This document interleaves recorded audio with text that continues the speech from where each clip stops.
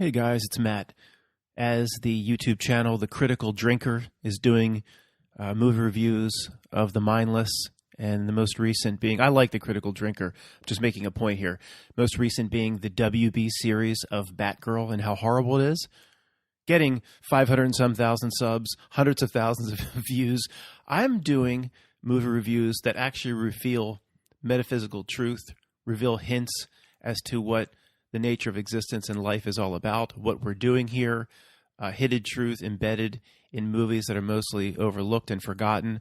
And I'll have decent views, but it won't be the hundreds of thousands that the Critical Drinker will get reviewing the WB's Batgirl is one of the worst shows of all time. But that concept of how people are attached and pursue the mindless, it is absolutely related to the truth drops that come out of these movie reviews. And it'll take me a while to get to the main point, guys, but this is profound. I mean, some of the connections here are profound and very, very interesting. This should be treated more like a radio show. Relax, settle into it, kick your feet up. There's, I don't know, just maybe 3% are very impatient. And they just, people eventually they can't take it anymore and they'll give me a comment. Get to the point. Matt, you're rambling again. Get to the point. That's not the purpose is to explore these concepts, not just to put me on 1.75 and, get it all banged out. And how do you make love to your woman? And no, I'm not going to get to the point. I'm going to put pieces together. Relax into it. I assure you, these connections are profound. All right. It's just when I watched one of the scenes in A Waking Life, which I don't like at all. Okay, the waking life is incredible truth embedded in a gigantic deception, if you ask me. And all the bloviation in the middle by people who think they're so smart is horrible, absolutely horrible. But it hit me at the end. I went, wow, okay, there's something. And then it related back to the movie Jacob's Ladder that I saw with Tim Robbins and another movie called Existence that I'm going to talk about and then try to put all the pieces together. But no, I'm not going to get to the point. I'm not going to get to the point. It's going to take a while. Exploring the nature of reality and your very existence as to what you're doing in this place, it takes a little while. It ain't a wham bam, thank you, ma'am. So to summarize before I begin, this will be a movie review of A Waking Life, or it's just called Waking Life, the movie Jacob's Ladder with Tim Robbins, 1990, not the remake, the movie Existence with Jude Law and I forget her name. She was the little mall girl in Fast Times at Ridgemont High, who you can never forget some of the scenes she was in. Jennifer Jason Leigh or whatever, making love to Damone or whatever. You can't get that out of your head ever. It's horrible. And then I'm going to do a review. I'm just going to throw in the movie Society. It really doesn't belong in the connections that are clear between Waking Life, Jacob's Ladder, and Existence, if I'm pronouncing that correctly. Society doesn't really belong in this conversation, but it's not worth doing one on its own, and I'll just throw it in. I'll try to tie it in the best I can, talk about Society. Maybe we'll get that out of the way. Okay, guys, let's do Society first, and in going forward, the pictures are what I'm showing you here. These are just, thumbnails from Google Images. I'm the only movie reviewer in the world that can't show a clip of the movie. But so you're not going to, this is just for some entertainment, why I talk. They're not that important. Society is the least important movie of the four I'm going to review. It does not tie together this humongous theme that comes out of the other three that is extremely important to understanding what life is all about. I don't mean to keep setting this up, but it is that big. I better deliver, right? So Society, this is more of a screen exercise. It makes a statement of what the society around you is like. So basically, I'll do a minute and a half on the plot. 1989 release in London, 1992 release in the United States. It has an old feel. You're only going to like this movie if you like some of the old John Carpenter movies like In the Mouth of Madness. It has a little bit of a low-budget feel. Reanimator is a weird-ass cult classic, that type of feel. But it's about the kid here, who he's growing up in a wealthy home in Beverly Hills. and not super rich, but not, middle class Beverly Hills, which, I used to live in East LA. That's probably, a net worth of, 20, $30 million. That's pauper out there. This guy's, so they're wealthy, but they're not the top of the top. And he's a cool kid. He's a captain of whatever team. And he does a good job. This actor really does for the budget or whatever they had to work with. He's very likable. Without this kid's role, if you put someone else in here, like the person that was in Jupiter Ascending or that actor that played in Fantastic Beasts and played Stephen Hawking, you put him in here, the whole movie collapses. He does a good job holding it together. But basically, the kid's like, something's not right in this whole society. Like even his parents, he's skeptical of them.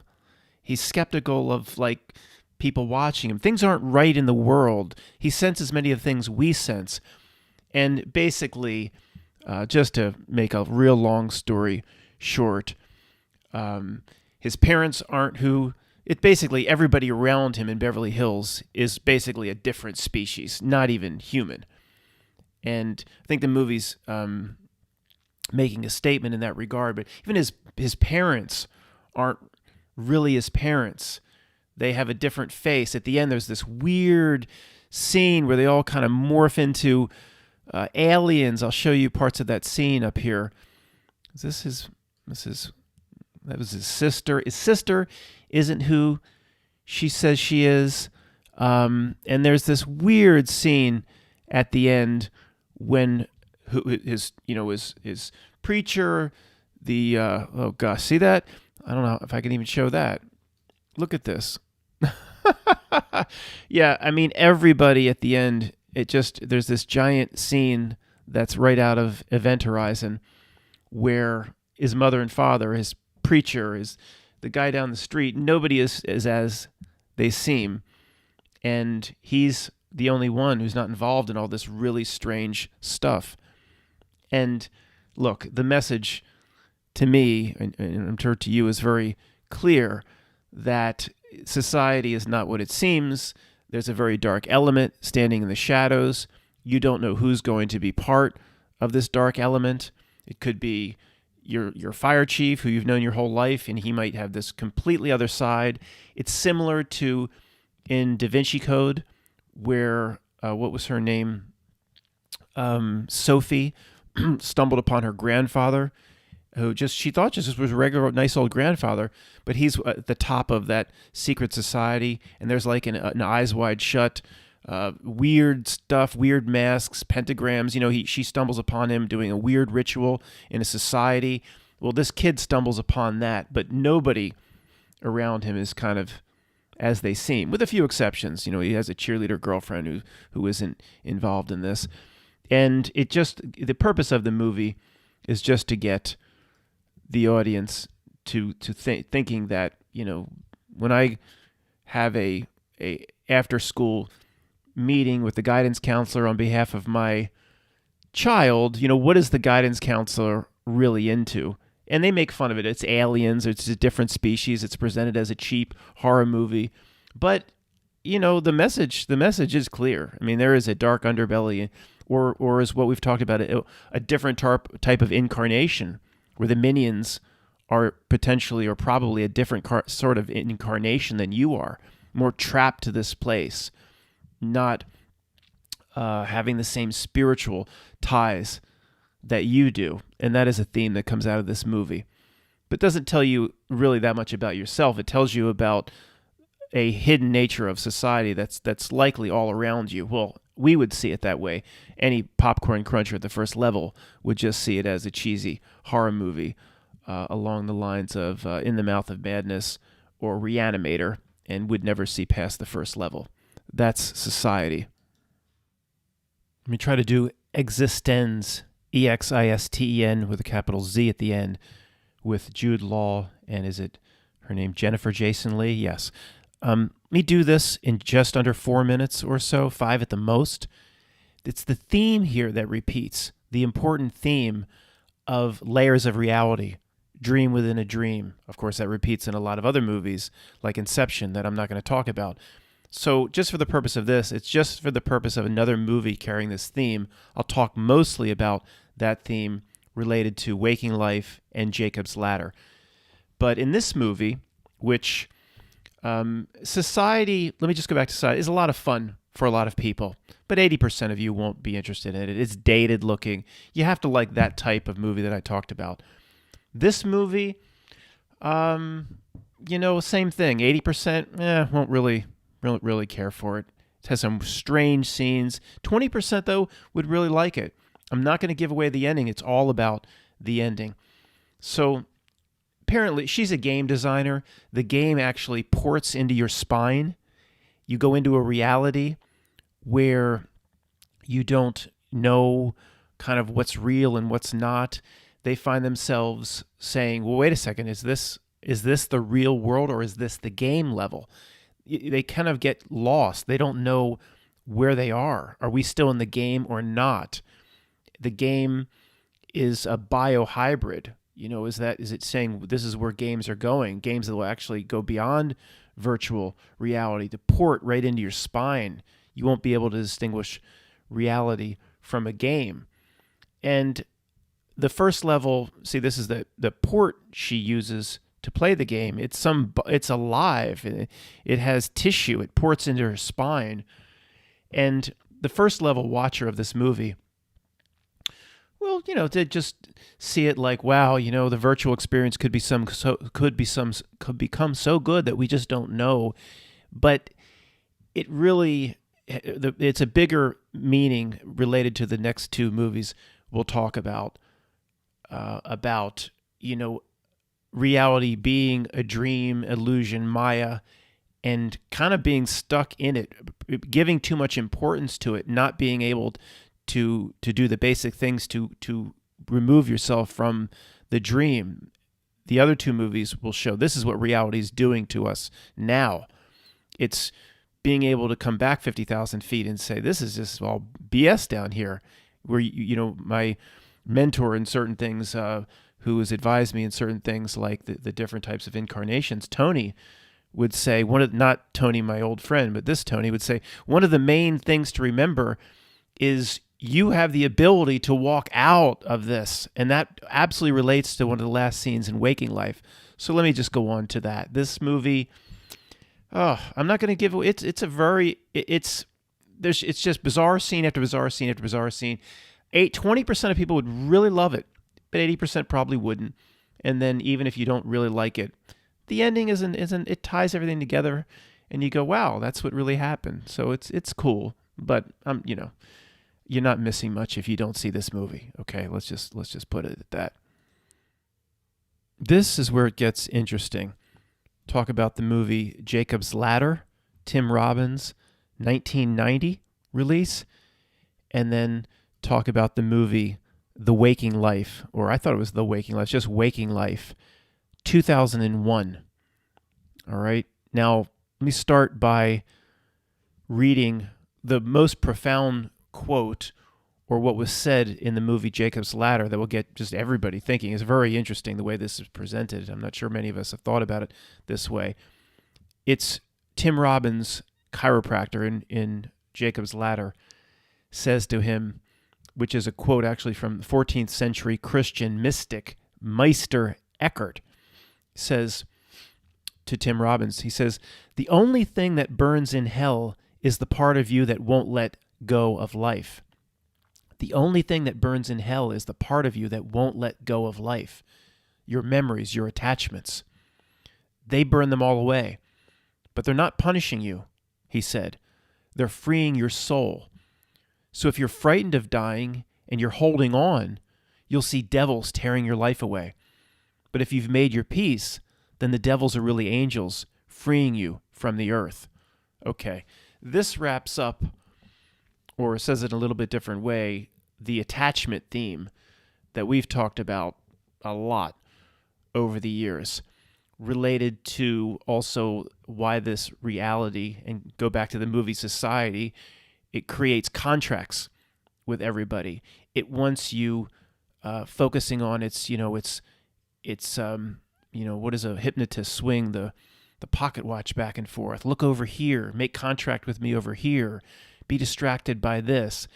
And again, it's just about the theme that starts to really pour out of one of the key scenes in Waking Life in this movie is, first off, it's a combination of this, but also it's the dream inside the dream inside the dream, what reality is real, your ability to walk out of it, the ability to step out of it is hindered via attachments.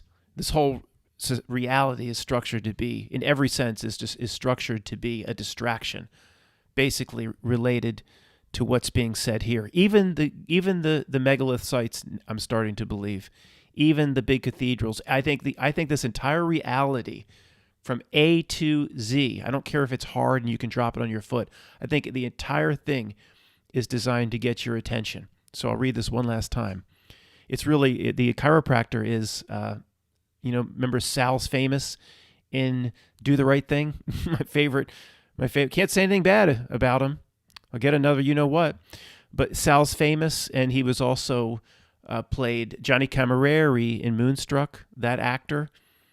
No matter what age he plays as an actor, he always looks 58 years old, even if he's only 30-something in the film. Here comes Johnny Camilleri. It's that guy. He gives advice to Tim Robbins.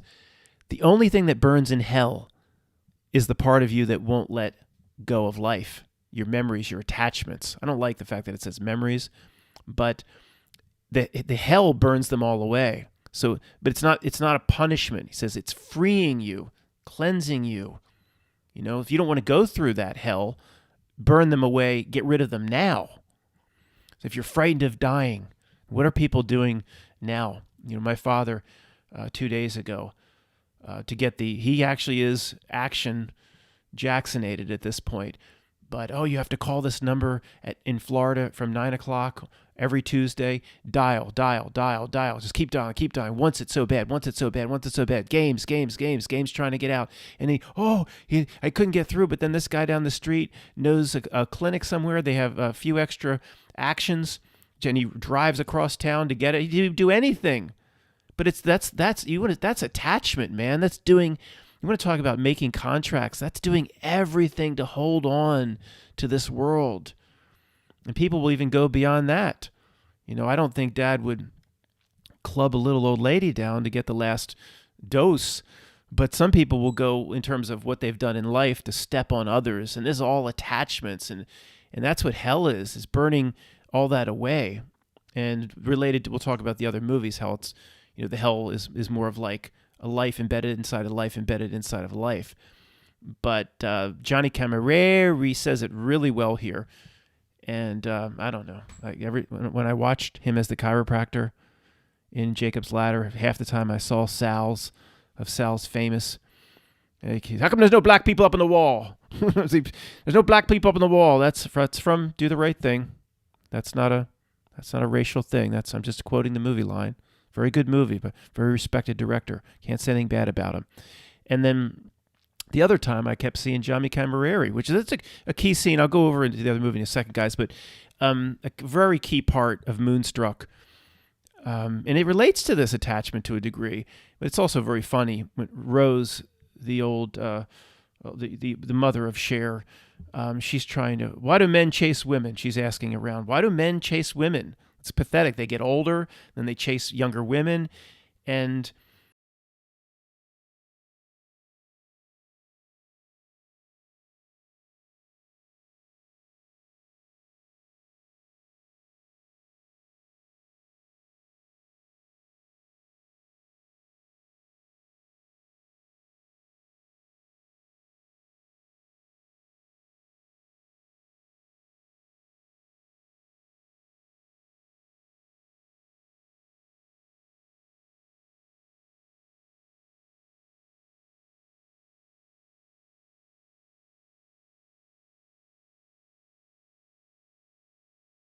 gotta let it all go, man. Or you're going to create a hell for yourself. If you let it all go, resign yourself to it, then there's nothing for hell to grab onto.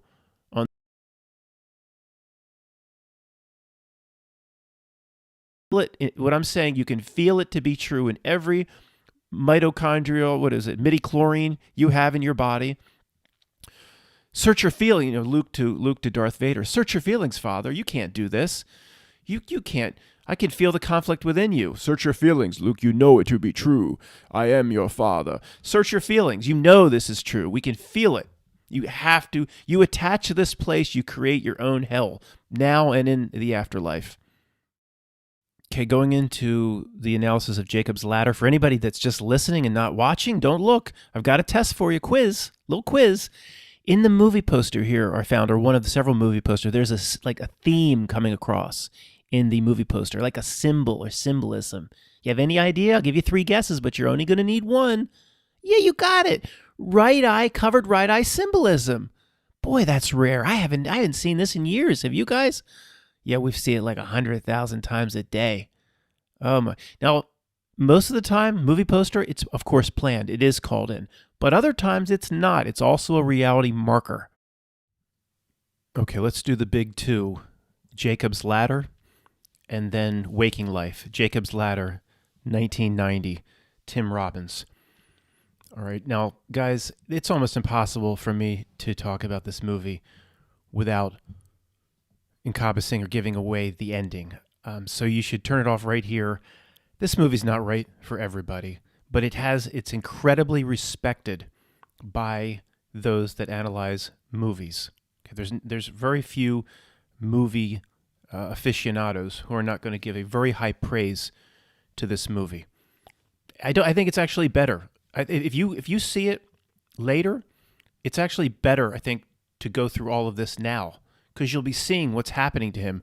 And I know that sounds like, oh, you're just saying that. No, it's actually better, because the regular first level movie watchers that don't look for deeper meanings as, say, we would, were completely confused by this movie. Some people got angry at the end, like, what the hell was that? What was that? I want my money back. They were completely confused. So I'm going to give it away, and I swear it's probably better knowing this if you are going to watch it. Of course, here's a movie poster, right eye symbolism. What else is new? I watched a review on Jacob's Ladder, and I think it's over here. I can flash over here. Jacob's Ladder, what it all meant. This guy does a good job. Most movie reviewers, they have no clue. They don't see the second or third layer like we would. But this guy, I'm sure that guy's not a, quote, truther, but he does a good job getting to the heart of the matter here in Jacob's Ladder. And of course, 3.3 thousand thumbs up. Of course, the 33 guys, it's a reality marker. All right, it's not their number.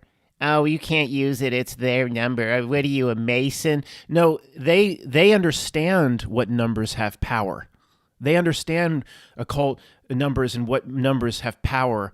The drivers, the underlying drivers of metaphysical reality, or they know that, so they adopted the numbers. It's not the other way around. So the 33, I was thinking just recently, this morning, because when I saw that 3.3 thousand thumbs up on the Jacob's Ladder review of what I just showed you, it could be 8 is the infinity symbol. It could be the 8 split in half. It could be the duality of the infinity. Basically, what this realm is. They do the 2 into 1 religion, combine the 33, combine it back into the infinity. I know, that might mean something different to the minion type of incarnation, which could be a different incarnation than we are, a sequential incarnation. Tony says we're simultaneous, which is different, but that's what the 33 could be. It could relate to its infinity split in half, maybe. I don't know. Just came to me. I don't know. It's like that scene in Pulp Fiction. Just came to you while you were eating that muffin? You gonna leave the life? Yeah, I was sitting here eating my muffin, and I figured 33 is probably infinity cut in half. That's it. I don't know. Anyway, guys, let me finish here. I'm gonna have to give some stuff away. All right. And again, I wish I could use clips and do more. I can't. The beginning of the movie is this really strange scene with Tim Robbins in Vietnam. you don't know what's going to happen here. It's just, or as it's happening, everybody starts acting like strange demons, frothing at the mouth, eyes start rolling back, and this whole unit goes crazy. Their head starts almost spinning around. It's this just bizarre scene. And then Tim Robbins is stabbed. You see him like in a medical helicopter, right? Kind of wakes up in a regular life as a mailman in New York City. But there's something is wrong in his life. At this point early in the movie, you think he was in Vietnam, he got stabbed, the medevac copters, saved him, he recovered. So this is just his life in New York City as a mailman. He has a relationship with a girlfriend that's pretty good, but he lost his son. And okay, let me just do an hour and a half into 1 minute. It gets weirder. His life gets weirder and weirder. He gets sick. He sees weird things. He sees demons on the train. It just gets, he goes to a party with his girlfriend. He basically sees his girlfriend. There's a demon behind his girlfriend in the shadows making love to his girlfriend. It's just one. So if it's one surreal experience after another. If you look at movies from an artistic value, the way they're shot, the way things are presented, this gets, again, very, very high praise. To me, that's not important as the overall plot and message. People look at that famous scene in Seven where Brad Pitt, it's raining. They had just discovered his apartment, Kevin Spacey's apartment, and he's out in the rain, but Kevin Spacey's found him and I guess hit him down, and Brad Pitt's in the rain looking up. The camera is looking up into the rain per Brad. I mean, people go, that's just classic cinematic movie making. It has a lot of that here, the way scenes are shot, but that doesn't float everybody's boat. Anyway, there's all this stuff that what actually did happen to his unit. He tries to discover that. Then there's a conspiracy. Oh, nobody's going to talk. So guys, let me just wrap it up because there's nowhere I just have to bring things together here. And I think it's not going to hurt. Knowing this isn't going to hurt you if you see the movie. It all really relates back to the quote. The only thing that burns in hell is the part of you that won't let go of your life, your memories, your attachments. They burn them all away. They're not punishing you. So this quote, you have to go through this hell. You have to let things go. They're freeing your soul. If you're holding on, you see devils tearing your life away. But if you've made your peace, the devils are really angels. Well, it turns out, he's holding on to life. In some way, he was really killed in Vietnam. There's allusions to this throughout the movie. He's in this hellish scene in an insane asylum here. He screams out, "I'm not dead!" And they basically, the doctor says, "You're dead." Another person reading his palm at a party says, "This is a very strange palm. According to your palm, ha ha ha, you're dead." It's just kind of, you think it's just something funny somebody would say in a party. But he's dead, okay? I'm sorry I'm giving it away, but he's dead, and he has to go through all of this stuff to exorcise his demons. Some people would say this dream that he's put in at the moment of death, all of this, which seems like a lifetime, living a lifetime as a mailman, or months or years with this girlfriend named Jezebel, it's all potentially happening in seconds or in an instant. There's that scene, or that Star Trek, The Next Generation, where Picard lives an entire 70-year life as someone else on another planet in whatever they said, in 15 minutes he was unconscious on the Enterprise. He lived an entire another life. And that's what Tim Robbins is doing. But he's doing it to exercise guilt, demons, for a lot of different reasons. Guilt over the tragic death of his son, which is played by a very young Macaulay Culkin. And it all relates back to the quote that if you're not ready to let go, man, this will be hell. I mean, it all relates back to the quote. And I'll give away the final ending. At the end, there is Macaulay Culkin at the bottom of the steps representing the ladder.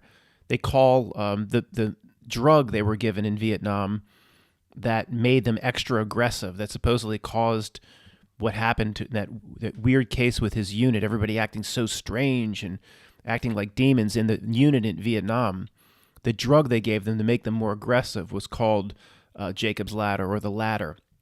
But then it's an excuse. He spends a portion of the movie saying the army did this to me. It's just he's projecting his guilt and the demons he has to personally face himself onto the army, the way we do that and project it onto the minions or those in Congress made our life hell, or those around the world in power that made us wear the face covering. They're making my life hell. This is projecting. One of the key themes in this movie at the highest level is if you keep projecting, you say, oh, these people, these politicians and world leaders in the one world system ruined our life in 2020 with the C thing.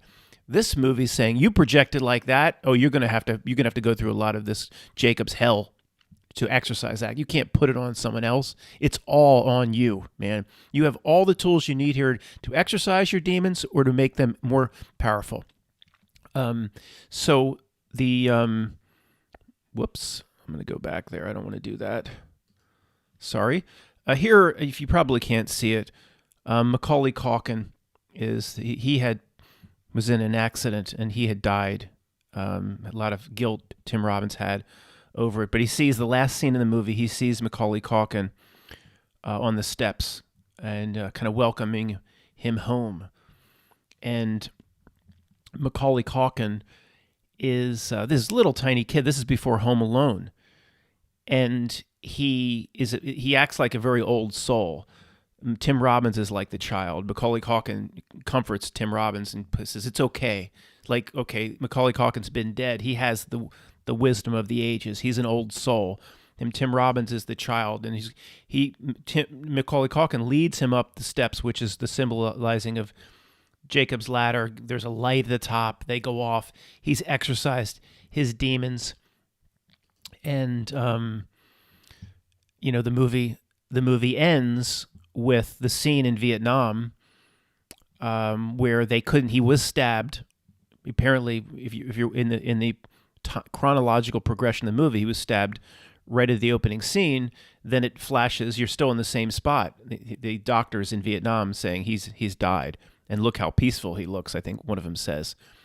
But in that moment, to the pronouncing of dead, or he goes through this whole hellish life. We're here in this scene.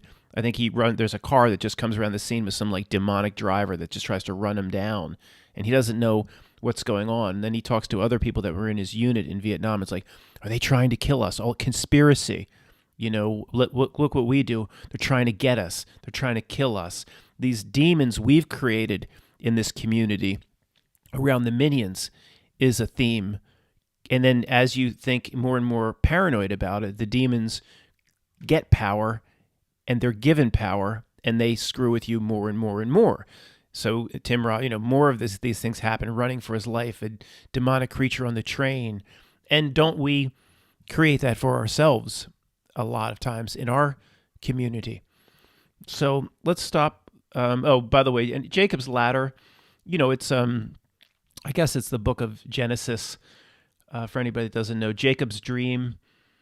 Basically, God shows. He has God gives a vision to Jacob, but Jacob's dream, where there's a ladder that this is the connection between heaven and the earthly realm, and he can actually see and perceive angels going up and down the ladder. He's given a vision of heaven, how awesome it is what I forget what the quote says. How almost like the theme of some of the translations is how horribly awesome it is, or awesome, but in a scary sense. He's shown the kingdom of heaven. And, this is, again, this is Genesis, as above, so below is kind of important for a reason. I've said in the book, if there's one thing to study, and you could study reality based on branches of everything that comes out of this one thing, it would be the phrase as above, so below. There's a million different branches and things you can connect to it in terms of the lessons that teach. Everybody comes out and they think they have it all figured out. They know exactly what that meant. That just means the stars. No, it's much, much deeper than that. There's 100 layers of as above, so below. And it's just another, it stems right probably the origin of it is probably Genesis. But there's Macaulay Culkin leading him up into the light. The doctors then finally pronounce him dead. He has exorcised his demons. I don't think most of the people watching this, the popcorn crunchers, I don't think they would, they would get it. And it's hard to get if you don't think a certain way. People are like, well, what was all that for? What did he go through? All of these weird things. He was sick. He was attacked. All this stuff. But I think the way we would interpret it is this exercise of demons in that realm, whatever that realm of in his mind or spiritually, may have played out over a lifetime. For other people, it may need to play out over multiple lifetimes. In the real time here in this snow globe, it was just a fraction of a second. But that's not important.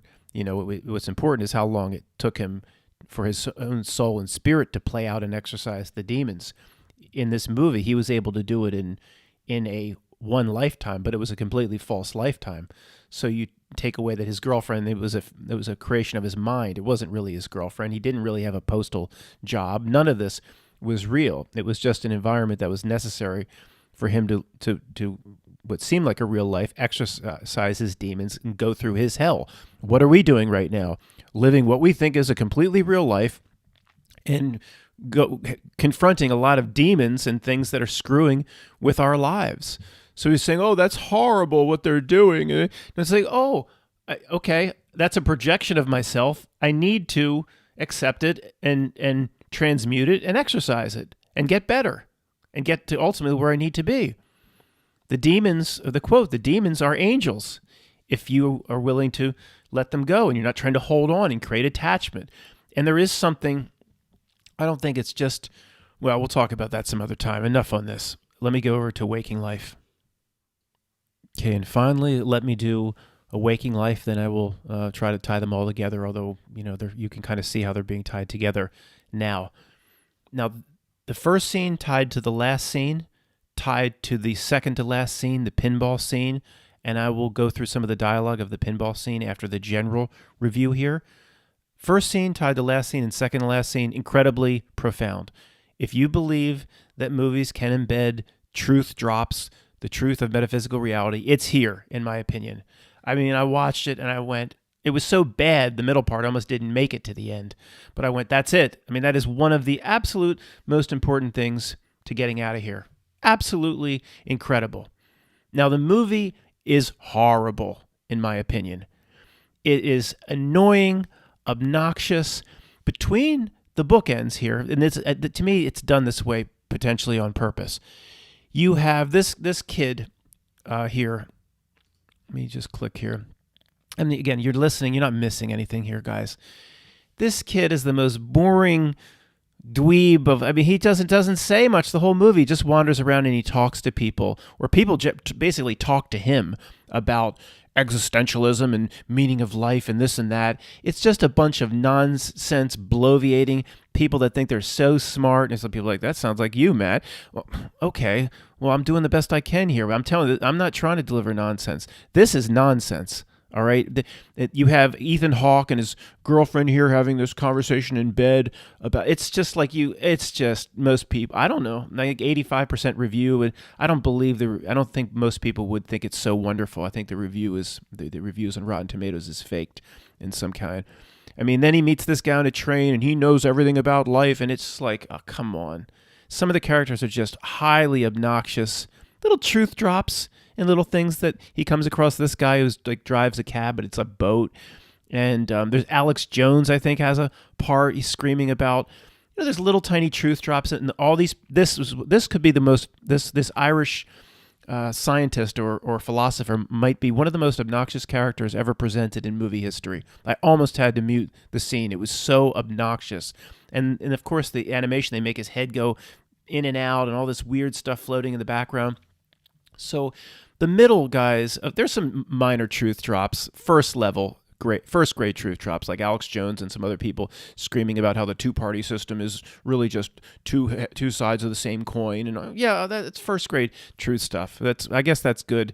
Like if my dad were to see it, he might say, maybe are they saying Republican Democrat isn't a real face-off? Isn't a real presentation? If people like my dad take that away, then great. But we don't need the stuff in the middle. In fact, it's meant to distract. You're supposed to get this impression that all these people are delivering these incredible philosophies, and it's just a bunch of nonsense. Anyway, I think I made that pretty clear. But let's get to the last two scenes related to the first scene, where it's like, oh yeah, that's it, dude. That is it. Oh, before I do that, I also take a look at the tail of the tape on Wikipedia. A lot of movies that will drop truth or have a certain type of meaning will have the numerology will be a little bit fishy or suspect, if you know what I mean. And this follows suit. First of all, it's 2001, right there. We have initial release January 23rd, 2001, 1/23, 2001. But then the U.S. official release, or the main release, maybe that was the film festival, Sundance Film Festival, the main release, October 19th, 2001. Now, why would anybody release something on October 19th? Well, Matt, it was pushed back because of 7/11. Maybe, but you have 10/19. You have 1/19. You have the Back to the Future inverted 9/11, 2001. 10/19, 2001. 101 minutes. Really? 101 minutes. They're 2-1 religion. $3.2 million it made. And even that on a Wikipedia, they want to put numerological significance or into the numbers. There's no guarantee that number of how much money it made has to be real or anything. They can put whatever they can put a picture of Mary Poppins there. They don't. It doesn't have to be real. So maybe the 3.2 has something to do with it. I'm just saying, don't assume just because it's the money it made that has to be absolutely real. None of it has to be absolutely real in the way they make their presentations. Sorry guys, I just loaded the video. It was blocked worldwide. I had to remove clips, had to redo this and that. I can't, go to nahobocode.com, please. I can't take this much longer. Let me just walk you through some dialogue, guys. I can't play it, unfortunately. Then don't read too much into it. Just take the dialogue one piece at a time. We'll tie it together later. The first guy says, yeah, they're called false awakenings. This kid's like, every time I think I'm waking up, I prove to myself I'm still in a dream. And the other guy playing the pinball is like, oh, they're called false awakenings. He says, I used to have that all the time. This guy's like, well, I don't understand how to wake up. Every time I think I'm waking up, it's just into another dream. It's the same as the movie Existence. And he's like, I think I might be dead. That's the kid that's in every scene here. This part's a story the pinball player tells the kid about Philip K. Dick's experience, where he wrote a story where he met people that had the same names that were in his story, and his story somehow corresponded with the book of Acts in the Bible, and he had never read the book of Acts in the Bible. This part, the pinball player, the wise man telling the kid what he needs to know, bridges the Philip K. Dick story with the theory that time, is just a construct of something, of the demiurge, and it's to make us forget, to think we're somewhere else, to put us in a perpetual dream, to forget the essence of who we are. The whole reality is constructed that way. That's the cat, guys. You try recording with that. Yeah, I love you too. Now, see the shadow to our right? He's telling a story. I always had it in a dream once, and there was a psychiatrist, and I didn't believe he was a certain type of psychiatrist. And when I said I didn't believe, or thought I didn't believe, I started to float up. Now, this floating up becomes significant in the first scene, the last scene. He started to float away. And then he thought, no, I'm sorry for not believing in you, Mr. Psychiatrist, or whatever he says. I believe in you now.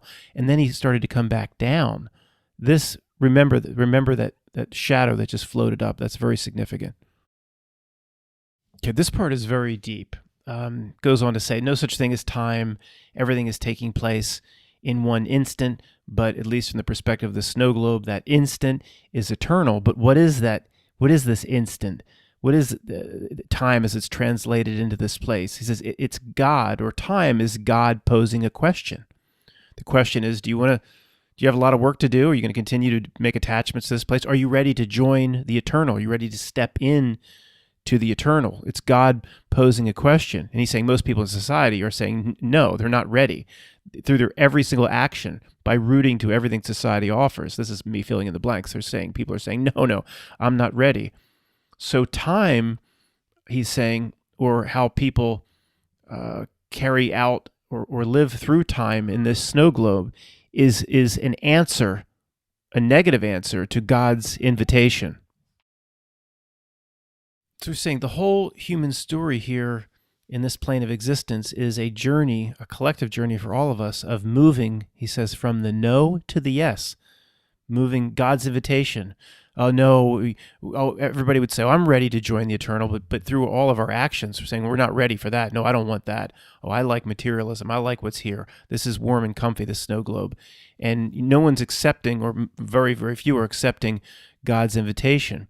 So the human journey, and they don't say if it's one lifetime, or he doesn't say, but it probably plays out over many, is a slow moving from the no for the invitation to the yes, to I accept. I don't need this place anymore. I resign. I give in to it. I want to join the eternal.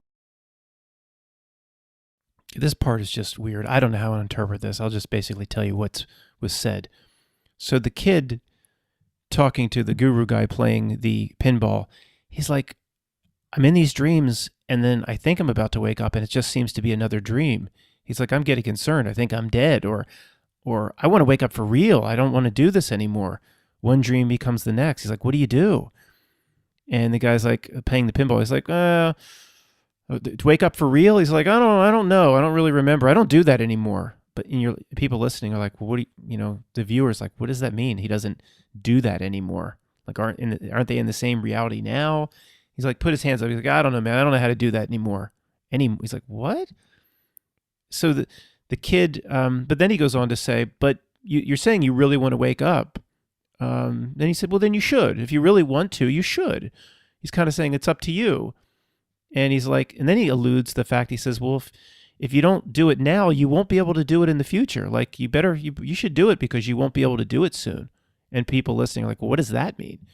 So he's like, if you want to wake up, it's just, it's within your power. Just do it. And he does. Okay, this end part is very symbolic. It's exactly the way the movie starts. The movie starts with him. You think it's him as a little kid.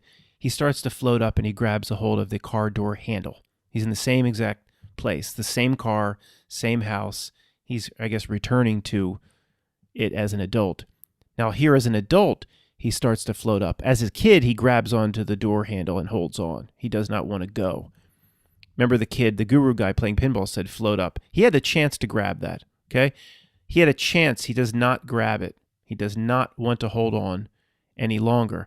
Now, I think the movie watchers at first level, as you watch it the first time, you almost believe he's trying to hold on and he just missed, so he floats up. There's your as above, so below hand gesture, the Morpheus as above, so below hand gesture from the construct. And see, he could have grabbed that handle as he did as a child. But see, that was his journey, listening to all these bloviators, one person after another throughout an hour and a half movie or whatever, just saying their stupid theories. So the main part in Waking Life, as it ties together with the other movies here, except Society, is the first scene in Waking Life. He's a child, again, starts to float up, grabs a hold of the car door handle, doesn't want to go, grabs a hold, okay? Does not want to leave this place. That's the symbolism. I don't think it has anything to do with his age. Okay, people are like, well, Matt, of course he doesn't want to leave. He's a child. I don't think it has anything to do with his age. I think it has to do with he's a new soul, or he has a lot to go through. And then when he's ready, at the end of the movie, he starts to float up. He has the chance to grab the same car door handle to hold on. Just doesn't. He lets it go. He doesn't even try. Looks like he tries. To the first level movie crunchers probably watching for the first time. It looks like he reached out and tried, but he doesn't. He just lets it go. He's ready. And why is he ready at the end? Well, his journey, at least the way, there's different. The journey in Jacob's Ladder was shown by exorcising demons, confronting all these problems and sickness and demons. And weird things in Jacob's Ladder. The journey of this kid in this movie is all, every 3 or 4 minutes he's talking to somebody else. Well, it's not always the kid. There's that scene with Ethan Hawke talking about all this deep stuff with his girlfriend in bed, and it's just endless bloviating and people giving their theories on existentialism. And it sounds, if you're if you like staring at your degrees on the wall, it sounds so intelligent. And I'm sure the readers of the Atlantic magazine love it. And then they'll go home and turn on My Dinner with Andre, and it's just so intelligent. And it's just, what it is? It's a bunch of bullshit. It's a bunch of bullshit.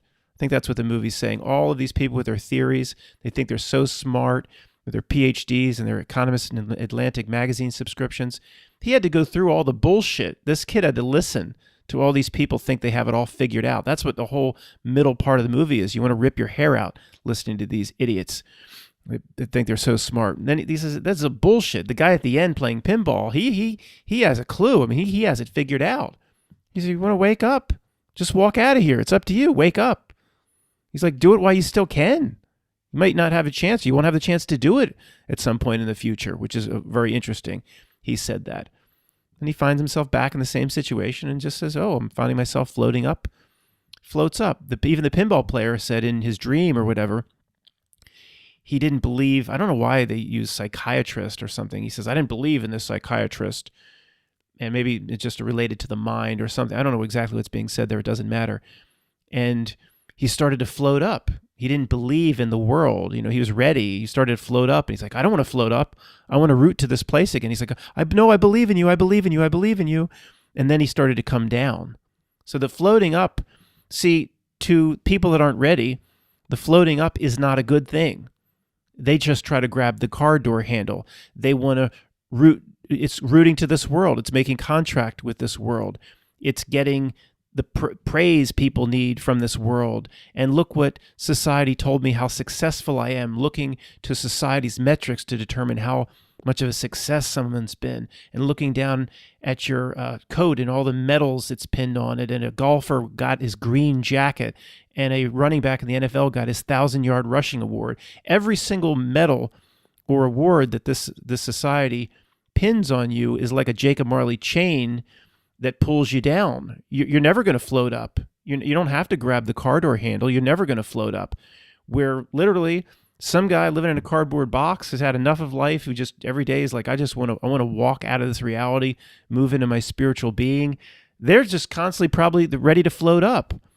Most people don't even ever experience the floating up. They don't have to hold themselves down here. They hold themselves down here by making contract with it, by rooting with it, by the quotes on attachment that came from the movie Jacob's Ladder, where he says hell is burning away every attachment that you won't let go. So don't go through the hell in the afterlife. Get rid of it now. Maybe it is appropriate to return to the movie Society, because this just screams like the minions of this place, whether it be George Bush, Barack Obama, Lady Gaga, Hollywood actors, musicians of a certain sort. People put their face on magazine covers and in reality TV shows, and in society, they were rich. And again, the people around the kid, he didn't trust his parents turned out to be some alien race. His pastor turned out to be some alien race. The judge turned out to be everybody. The general manager at Bushwood and Spalding turned out to be an alien race. And then when they finally showed who they were, like tentacles started to come out and they started to suck your life energy. And it was like a reenactment of that hellish scene in Event Horizon. And most of the movie, the kid's going through the movie going, this just, even my parents, I don't trust them. There's something not right with the world. Same kind of sentiments that we have about the world. But these minions, we just looked at people going through a spiritual journey, or their spirit at least having to live out a certain hell to transmute certain things or exorcise certain demons or to get themselves in a place. And as long as but see, for the real human being, what we just looked at, the kid floating up, a real human being of spirit, it's his choice. He gets himself ready to float up or to get out or to walk out or to wake up, because he decides he's going to wake up. It's his choice. The message, even in Jacob's Ladder, it's ultimately up to him. Now, in Jacob's Ladder, he's being effed with way more than the kid, of course. The kid's just getting this ridiculous bloviation and ridiculous philosophies from these people that think they're so smart.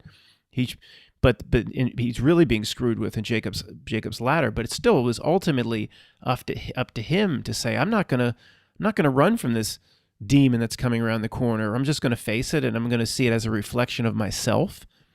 And see that, but society shows again the minions who have all the wealth here, have all the power here. The kid's parents, the judge. They have the Bushwood membership. They have the fancy cars. But what does that do for the?